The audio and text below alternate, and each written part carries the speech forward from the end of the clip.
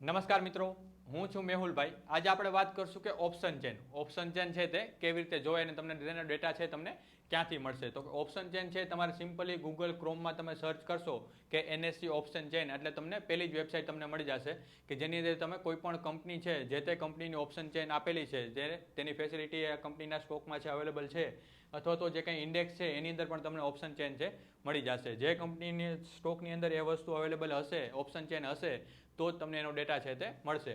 તમે ક્રોમમાં તમે સર્ચ કરશો કે એનએસસી ઓપ્શન ચેન એટલે તમે આવું ઓફિશિયલ પેજ છે તેનું ઓપન થશે. આ એનએસસીની ઓફિશિયલ વેબસાઇટ છે કે ઓપ્શન ચેન છે તમને આની અંદર મળી જશે. અહીંયા તમારે કોઈ પણ કંપનીનો અથવા તો કોઈ પણ ઇન્ડેક્સનો તમારે ઓપ્શન ચેન જોવો છે તો સિમ્પલી તમે એ કંપનીનું નામ લખશો અથવા તો અત્યારે આપણે નિફ્ટી 50નો છે આપણે ઓપ્શન ચેન જોઈએ છે. નિફ્ટી 50 તમે એટલું સર્ચ કરશો એટલે તમને આવી રીતે છે ડેટા તમને દેખાશે કે અહીંયા તમે જોશો તો કે અહીંયા આસ્ક પર પહેલી તો સ્ટ્રાઇક પ્રાઇસ મતલબ કે અત્યારે છે નિફ્ટી 50 કઈ પ્રાઇસ ઉપર છે અત્યારે ચાલી રહ્યું છે. તો અત્યારે તમે જોશો કે આ છે કોલનો ડેટા છે, આ છે પુટનો ડેટા છે. તો અહીંયા તમે જોશો તો કે 24,950 છે અને અહીંયા છે 25,000 છે. તો આ બંનેની વચ્ચે છે અત્યારે એની સ્ટ્રાઇક પ્રાઇસ છે 24,950 અને 25,000ની વચ્ચે નિફ્ટી 50ની સ્ટ્રાઇક પ્રાઇસ છે અત્યારે ચાલી રહી છે. અહીંયા તમે જોશો તો તમને એની વેલ્યુ દેખાશે 24,970 અત્યારે નિફ્ટી 50 છે ઇન્ડેક્સ છે આ એ જગ્યાએ અત્યારે ચાલી રહ્યું છે. તો ત્યાં સ્ટ્રાઇક પ્રાઇસ છે, સ્ટ્રાઇક પ્રાઇસની બાજુમાં તમને આસ્ક ક્વોન્ટિટી દેખાશે. અહીંયા આસ્ક છે, અહીંયા બીડ છે, બીડ ક્વોન્ટિટી, ચેન્જ, પછી એલટીપી છે, આઈવી છે, વોલ્યુમ છે, ઓઆઈ ચેન્જ અને ઓઆઈ.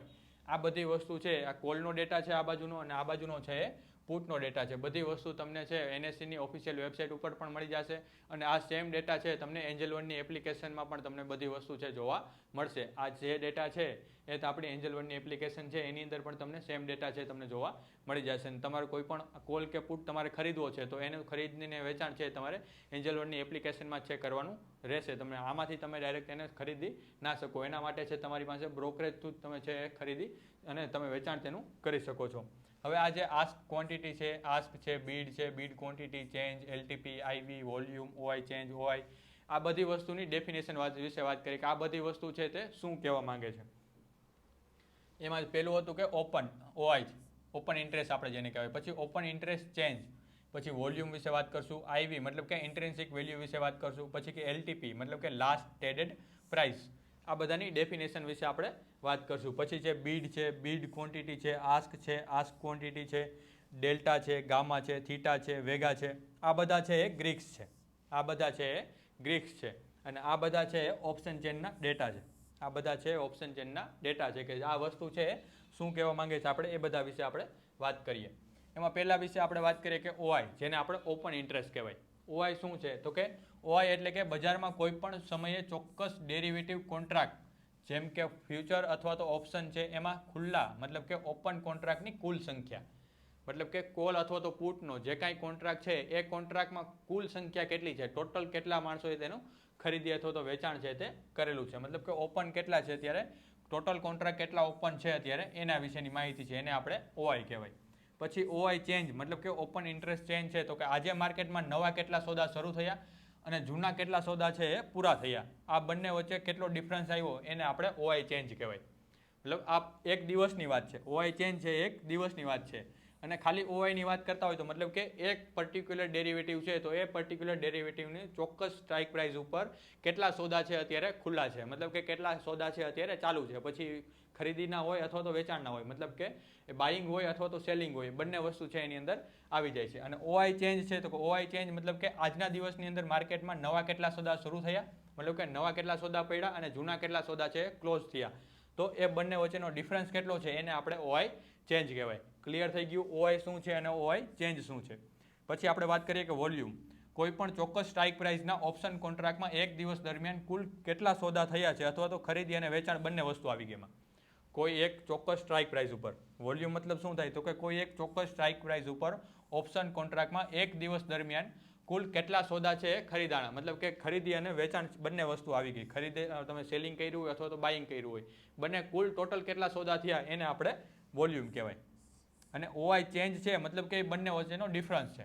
ખરીદી જેટલા નવા સોદા જેટલા શરૂ થયા અને જૂના જેટલા પૂરા થયા એ બંને વચ્ચેનો ડિફરન્સ છે એને આપણે ઓઆઈ ચેન્જ કહેવાય. અને વોલ્યુમ શું છે તો કે કોઈ એક ચોક્કસ પ્રાઇસ ઉપર ઓપ્શન કોન્ટ્રાક્ટની અંદર એક દિવસમાં દરમિયાન કુલ કેટલા સોદા થયા એનું ટોટલ વોલ્યુમ મતલબ કે એ વેચાઈ ગયું હોય, લેવાઈ ગયું હોય, પૂરું થઈ ગયું હોય, એ જે હોય, પણ એકવાર છે એની અંદર તમે એન્ટ્રી લીધી મતલબ કે એ વોલ્યુમની અંદર એનું છે કાઉન્ટ થઈ જશે.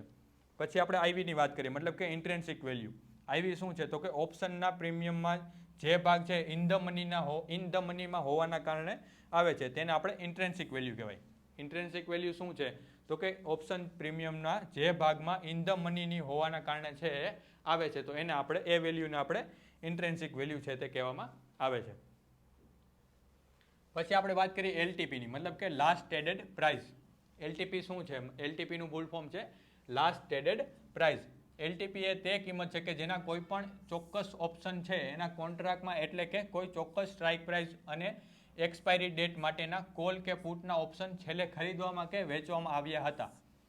લાસ્ટ ટ્રેડેડ પ્રાઇસ મતલબ શું થાય? તો કે એલટીપી એ કિંમત છે, એ પ્રાઇસ છે કે જે કોઈ પણ એક ચોક્કસ ઓપ્શનના કોન્ટ્રાક્ટ માટે, મતલબ કે કોઈ પણ એક ચોક્કસ સ્ટ્રાઇક પ્રાઇસ અને એક એક્સપાયરી ડેટ માટે કોલ કે પુટના ઓપ્શન છે ખરીદવામાં કે વેચવામાં આવ્યા હોય એને આપણે લાસ્ટ ટ્રેડેડ પ્રાઇસ કહેવાય. ચોક્કસ પ્રાઇસ ઉપર જે પ્રાઇસથી નક્કી કરેલું હોય એ પ્રાઇસથી ખરીદેલા હોય અથવા તો એનું વેચાણ કરેલું હોય તો એને આપણે લાસ્ટ ટ્રેડેડ પ્રાઇસ કહેવાય. છેલ્લે જે ખરીદી થઈ હોય એને આપણે લાસ્ટ ટ્રેડેડ પ્રાઇસ છે તે કહેવામાં આવે છે. પછી છે બીડ ક્વોન્ટિટી, જેને આપણે BIDQTY કહેવાય, બીડ ક્વોન્ટિટી. ઓપ્શન ચેનમાં બીડ ક્વોન્ટિટીનો અર્થ છે કે બીડ ક્વોન્ટિટી. બીડ QITનો મતલબ છે કે ક્વોન્ટિટી, મતલબ કે ખરીદવા માટેની કુલ સંખ્યા છે તે કેટલી છે. ખરીદવા માટેની કુલ સંખ્યા એને આપણે બીડ ક્વોન્ટિટી કહેવાય. પછી બીડની વાત કરીએ. આ જે બીડ ક્વોન્ટિટી છે તો એમાં બીડનો મતલબ શું થાય? તો કે બીડ એટલે કે શેર બજારની ઓપ્શન ચેનમાં બીડનો અર્થ થાય છે કે બીડ પ્રાઇસ, મતલબ કે ખરીદનારની અથવા તો જે ખરીદનારની બોલી અથવા તો ખરીદ ભાવ જેને કહેવાય. ખરીદનાર જે ભાવે ખરીદવા માંગે છે અથવા તો એને જે બોલી લગાવેલી છે એ ભાવને આપણે બીડ પ્રાઇસ કહેવાય.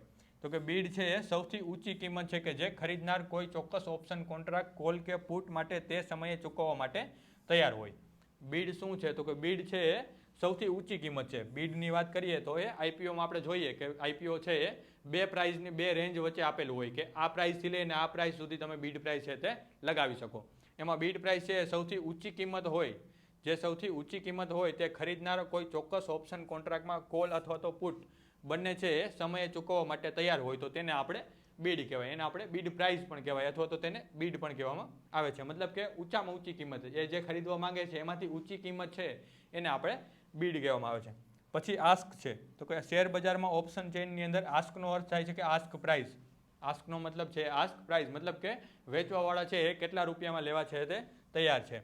વેચનારની બોલી અથવા તો વેચાણ ભાવ. આસ્ક પ્રાઇસનો મતલબ થાય વેચનારની બોલી અથવા તો વેચાણનો ભાવ છે તે થાય છે. એને આપણે ઓફર પ્રાઇસ પણ કહેવામાં આવે છે. આસ્ક પ્રાઇસને આપણે ઓફર પ્રાઇસથી પણ ઓળખી શકાય છે. પછી આપણે આસ્ક ક્વોન્ટિટીની વાત કરીએ તો કે સેલર જે સૌથી નીચા ભાવે વેચવા માટે તૈયાર છે. જે સેલર છે, જે વેચવાવાળા છે એ સૌથી નીચા ભાવે એ પ્રાઇસ, એ જે કોન્ટ્રાક્ટ અથવા તો એ જે કોલ કે પુટ છે એ વેચવા માટે તૈયાર હોય અને તે ભાવ પર કુલ કેટલા શેર વેચવા માટે છે ઓર્ડર છે લાઇનમાં છે તેની સંખ્યાને આપણે આસ્ક ક્વોન્ટિટી કહેવાય. મતલબ કે જે નીચી પ્રાઇસ છે, સેલર જે નીચી પ્રાઇસે વેચવા માટે તૈયાર છે તો એ પ્રાઇસ ઉપર છે કેટલા સોદા અત્યારે લાઇનમાં છે. આસ્ક પ્રાઇસની ક્વોન્ટિટી, મતલબ કે એ સોદામાં કેટલી ક્વોન્ટિટી અત્યારે લાઇનમાં છે, કેટલા લોકો લેવા માટે છે તૈયાર છે, એને આપણે આસ્ક ક્વોન્ટિટી કહેવામાં આવે છે. તો આ બધો ડેટા છે એ તમને એન્જલ વનની એપ્લિકેશનમાં પણ મળી જશે. આ બધી વસ્તુ છે એ એક ચોક્કસ પ્રાઇસ ઉપર કોલનો ડેટા પણ હોય અને એ જ ચોક્કસ પ્રાઇસ ઉપર પુટનો ડેટા પણ તમને ઇઝીલી છે તમને મળી જશે.